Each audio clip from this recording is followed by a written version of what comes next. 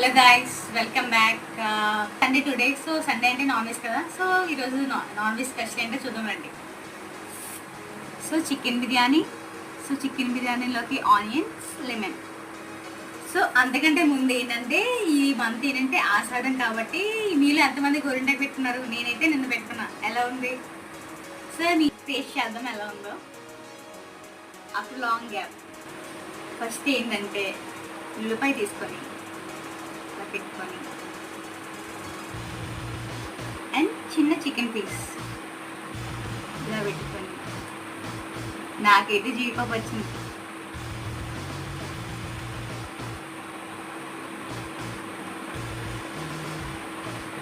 దీనిలో ఇంకా ఒక నిమ్మకాయ స్క్వీజ్ చేసుకుంటే